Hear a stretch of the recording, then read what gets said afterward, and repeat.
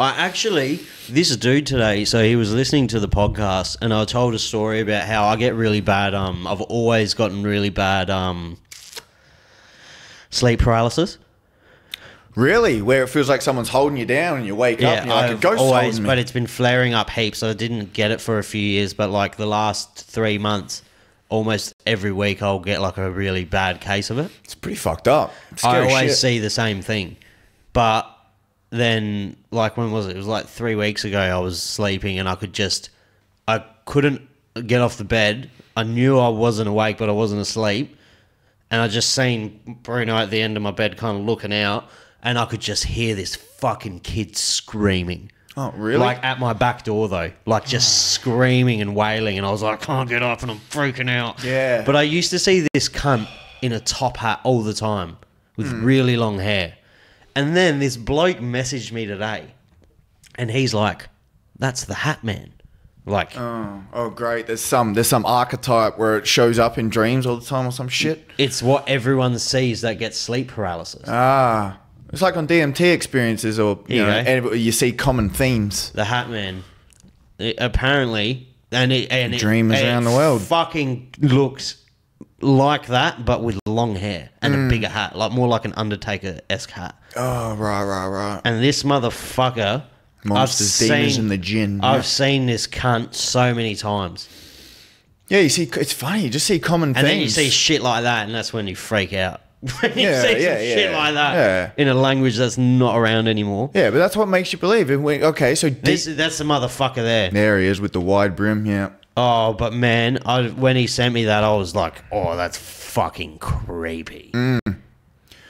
It was just creepy. What is it? Deep sleep paralysis. Does it say what sleep paralysis is? The science of sleep paralysis. Oh, there you go. It wasn't until the 20th century that scientists and physicians, started to move away from the mythological explanation and looked into a physical explanation for the phenomena. Although it remains poorly understood, the paralysis is now believed to be caused by a brain glitch that disrupts an important signal. During REM sleep, your body is paralyzed, yes, to prevent you from falling off the bed or acting out dreams that could result in you hurting yourself or others. This paralysis automatically switches off as you come out of REM sleep and start to wake up. But not in the case of sleep paralysis. Because of a glitch in the brain, your body remains paralyzed as you wake and refuses to move at all. Have you ever had it? No. It's fucked. My brother had it. It's fucked. I used to get it regularly. He had it when we were sleeping in Moonta, which is an old mining town, and there's constant things about people speaking about. So you see the guy with the hat. Like, there was ghost stories, but people that constantly walk through the streets with the lanterns. And so all of a sudden you see these, there's common thoughts of mining towns, and you see lantern people and people sitting on doorsteps because it was wives waiting for the miners to come home with their fucking lanterns. And there would be constant series of them being seen. I'm pretty sure, I won't play it on the podcast, but I'll show you. I'm pretty sure there's a really good video on YouTube of what it looks like. Of the Hat Man? No, of just sleep paralysis in general.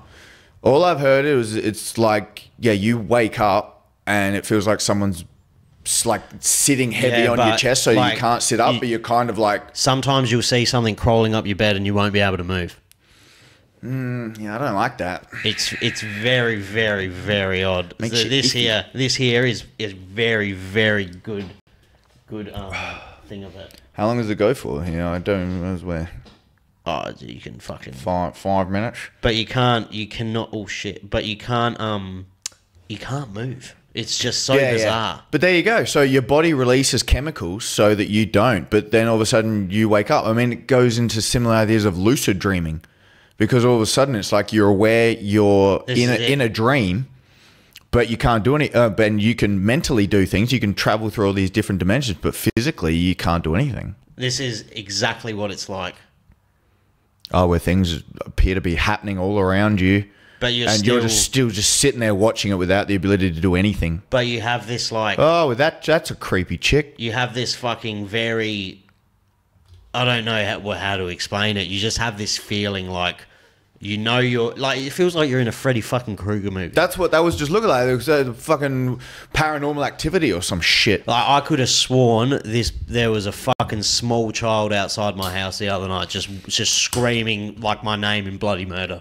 Yeah, isn't it weird that your senses all of a sudden you're in a sleep or something and your senses just start fucking firing in weird ways where you're like, oh, that's not even real. The only thing I knew wasn't real because I knew Bruno wasn't barking. Yeah. But if Bruno fucking started barking, You would have lost I your would have had a marbles. heart attack. You would have lost your absolute marbles. I would have had a fucking heart attack. Bloody hell. But apparently, like some people actually learn how to put themselves into that. Yeah, well, same thing with lucid dreaming. There's a book that all talks about all the little ways you can trick your brain. Is lucid dreaming and sleep paralysis very synonymous with each other? Yeah, they're close, yeah. But lucid dreaming is where you can kind of control it. Control the dream. So you're in fucking Inception. Yep. That's the idea.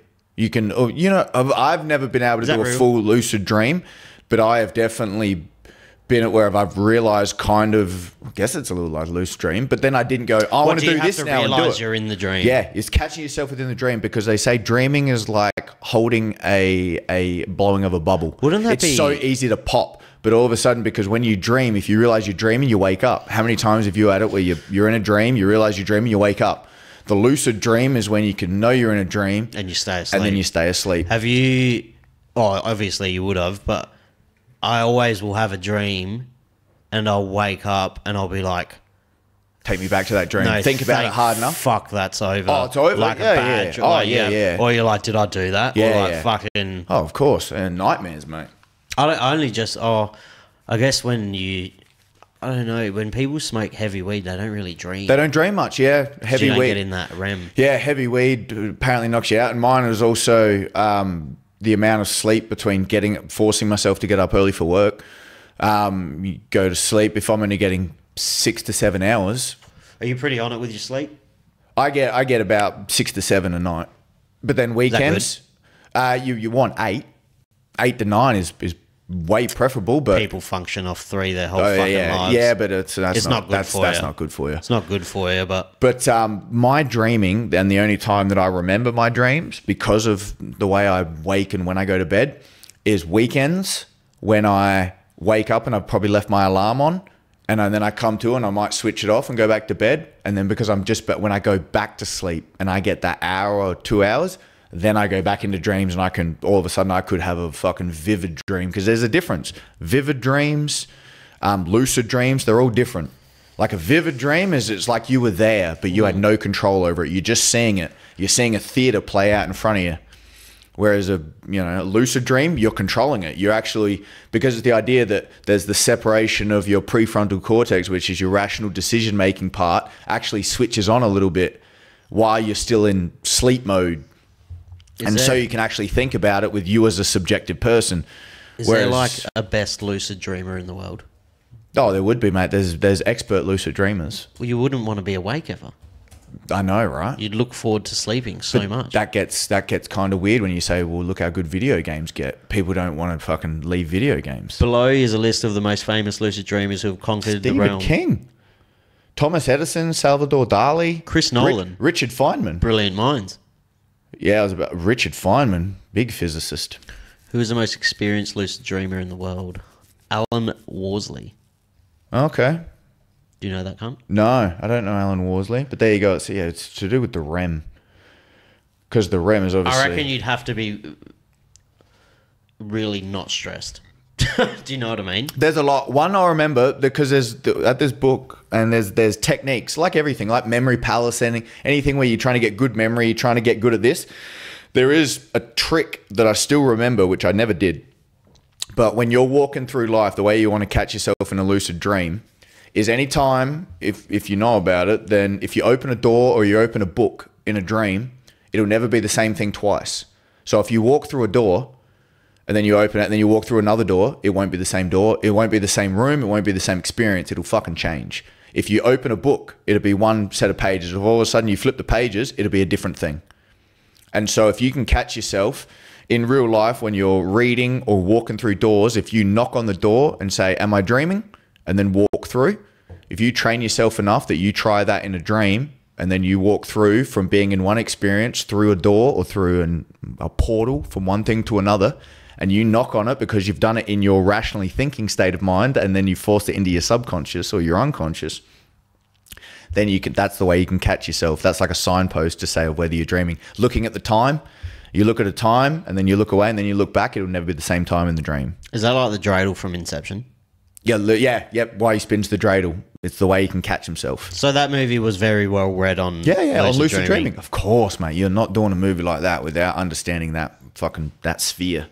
There's a lot. It's, again, I got a whole book on it. It's called The Bible of Lucid Dreaming. Really? Yeah, I got a whole book on it. Yeah. And you haven't tried it? And I've never read it. No, I never even read it. I bought it fucking 9 years ago, and I've never even... You'd use it to fucking get in jiu-jitsu techniques.